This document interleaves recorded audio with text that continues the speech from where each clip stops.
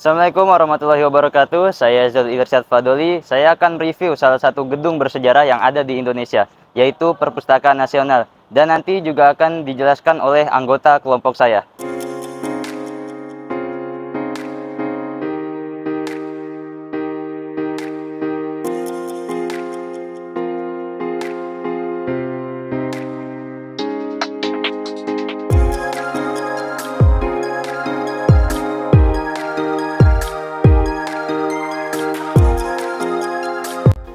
Alasan kami memilih Perpustakaan Nasional ini sebagai bahan review kami dikarenakan Perpustakaan Nasional ini merupakan pusat informasi yang kaya sumber daya dan memiliki peran penting dalam melestarikan warisan budaya.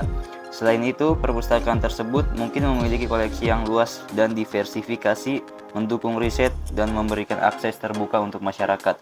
Perpustakaan Nasional ini biasanya merupakan lembaga yang bertanggung jawab atas pengumpulan, penyimpanan, pemeliharaan materi cetak, dan digital yang mencakup warisan nasional. Ini termasuk buku, jurnal, arsip, dan materi lainnya yang mencerminkan kekayaan budaya dan pengetahuan suatu negara.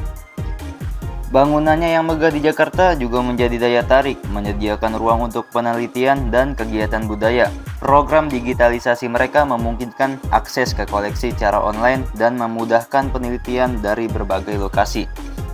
Untuk hal yang lebih lengkapnya di gedung perpustakaan ini akan disampaikan langsung oleh masing-masing teman saya. Yang pertama adalah ruang media. Ruang media menghadirkan berbagai jenis alat dan media tulis di Indonesia yang tertuang dalam naskah-naskah kuno peninggalan leluhur. Media tulis diolah dari bahan-bahan yang tersedia di alam sekitar, seperti bambu, daun lontar, daun gebang, dan daluang.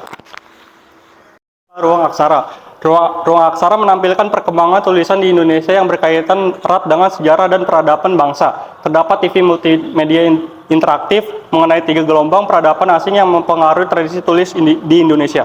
Pada perkembangannya, terjadi pula proses asimilasi dengan bahasa-bahasa lokal di Nusantara sehingga menghasilkan bentuk dan sistem aksara yang unik. Ya, di sini ada ruang perpustakaan. Ruang perpustakaan menghadirkan gambar mengenai fungsi perpustakaan sebagai media pengumpulan dan pengolah ilmu pengetahuan. Baik perpustakaan yang lahir dengan bentuk konvensional yang dipresentasikan melalui artefak-artefak buku maupun perpustakaan bergerak diapresiasikan melalui sepeda pusaka interaktif serta film dokumenter mengenai pergerakan perpustakaan komunitas di daerah. Tujuannya sama, untuk turut serta mencerdaskan kehidupan bangsa. Yang keempat adalah ruang peristiwa membaca. Ruang peristiwa membaca menghindarkan aktivitas peristiwa membaca dari zaman ke zaman melalui industri yang digerakkan oleh teknik proyek video mapping. Dalam industri tersebut diceritakan bagaimana karya-karya yang ditulis dihasilkan untuk dibaca atau dibacakan di depan kelayak. Ditulurkan dari individu ke individu, dari kelompok ke kelompok, dari generasi ke generasi, bagaimana bacaan-bacaan itu dipatrikan dalam batu. Dan yang selanjutnya adalah zona pameran. Zona pameran adalah tempat yang terlingkung oleh bidang dan digunakan sebagai sarana penyajian karya untuk dikomunikasikan sehingga dapat diapresiasikan oleh masyarakat luas.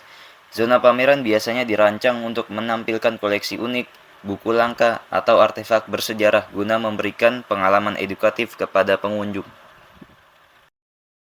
Jadi itulah beberapa penjelasan yang ada di dalam gedung Perpustakaan Nasional ini. Sebenarnya masih banyak hal-hal unik yang berada di Perpustakaan Nasional. Semoga apa yang kami sampaikan bisa bermanfaat bagi kalian semua.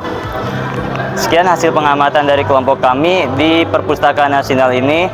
Wassalamualaikum warahmatullahi wabarakatuh.